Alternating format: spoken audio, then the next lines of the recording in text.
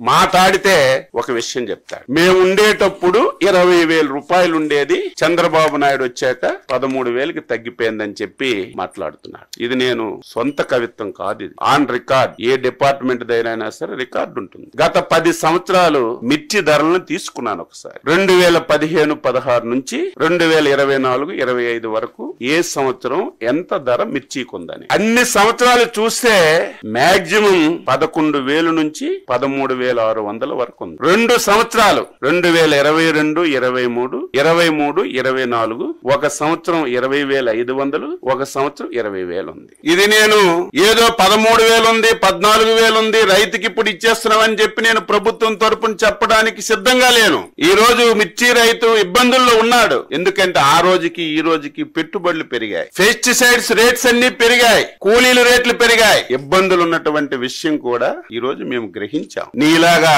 చేతులు కొట్టుకొని ముడుచుకోను, నీలాగా ఎవరో పేపర్ మీద రాస్తే చదవడము ఈ ప్రభుత్వానికి, ఈ ప్రభుత్వంలో ఉన్నటువంటి మాకు అవసరం లేదని చెప్పి తెలియజేస్తున్నాం. ఎంత తెలివైన వాడంటే జ్ఞానమున్న ఏ వ్యక్తి కూడా చేయడు. ఒక దంపుడు ఉపన్యాసం ఇచ్చావు కదా జగన్మోహన్ రెడ్డి, దీని ఒక్కదానికి నువ్వు ఆన్సర్ చెప్పు. ప్రభుత్వం మద్దతు ధర ఎప్పుడు ప్రకటిస్తుంది? మార్కెట్ లో ధర తక్కువ ఉంటే ప్రభుత్వం మద్దతు ధర ప్రకటించి ప్రభుత్వం వెంటనే ఇంటర్వ్యూన్ అయి కొంత డబ్బులు పెట్టి ప్రభుత్వం కొన్నప్పుడే మనం మాట్లాడాలి. ఎంత తెలివైన వాడంటే 9/1/2020 సంవత్సరం. ఇంకా అబద్ధం చెప్తే నేనేం చెప్పలేను. ఆ రోజుకి ఈ పెద్ద మనిషి ముఖ్యమంత్రి అని నేను అనుకుంటున్నాను. ఆ రోజు అగ్రికల్చర్ డిపార్ట్మెంట్ నుంచి, మార్కెట్ యార్డ్ డిపార్ట్మెంట్ నుంచి ఒక జీవో రిలీజ్ చేశారు. ఆ రోజు మధుసూదన్ రెడ్డి గారు స్పెషల్ చీఫ్ సెక్రటరీగా ఉన్నారు. ఆ రోజు రెడ్ సిల్లీకి ఈ పెద్ద మనిషి మార్కెట్ రేట్ ఎంత ఇచ్చాడంటే 7,000 రూపాయలు ఇచ్చాడు. ఈ పెద్ద మనిషి 7,000 రూపాయలు మార్కెట్ రేటు జీవో రిలీజ్ చేసిన నాటికి